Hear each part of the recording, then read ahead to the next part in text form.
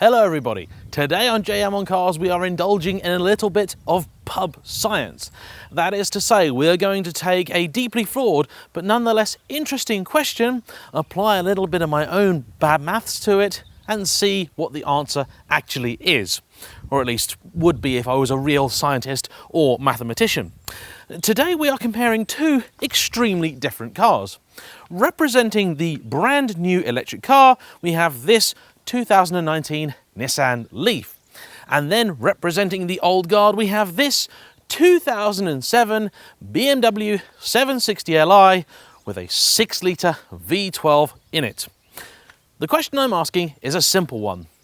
If you're going to buy one of these used, how many miles can you do before it would have been cheaper to have bought one of these new?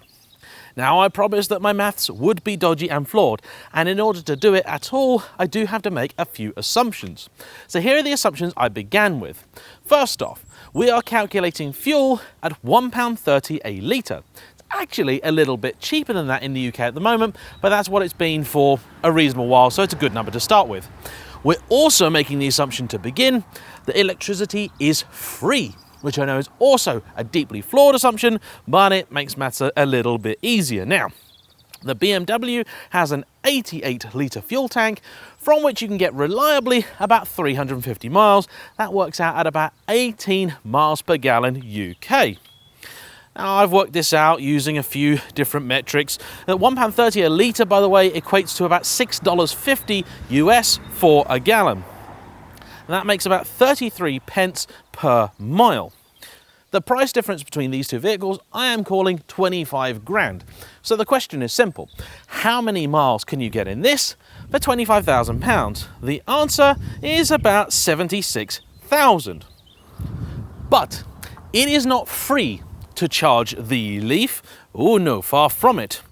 So, looking at it the other way around, how much would it cost to do 76,000 miles in this car? Now, I was assuming when I did this math about 4 miles a kilowatt hour as an average. The reality is that this car hasn't been doing anywhere near that, but I have driven other electric cars which can. So I did promise shonky maths, just trying to be honest where I can. Now, assuming that 4 miles per kilowatt hour, that's 19,000 kilowatt hours of electricity. If you were to charge at home, you'd be spending about £2,000. However, if you were to charge up with Ecotricity at 39 pence per kilowatt hour, which they don't charge at all their points, £7,410. If you took one of these cars to an Ionity station for all of its charging, which would be a very big mistake because they are charging currently at an extortionate rate, and as Nissan are not part of the consortium that own Ionity, you are going to pay full whack, you'd be paying £13,000. For fun, I then asked if this wasn't a great big hulking V12 monstrosity, and it was in fact a relatively normal family hatchback with a small economical diesel engine that did about 45 miles per gallon, and that's not at all unrealistic, how far would that £25,000 take you? Because let's face it, that is the real question. That's the real thing that's a rival for one of these. 25 grand, 45 miles per gallon, you are going to go 192,000 miles.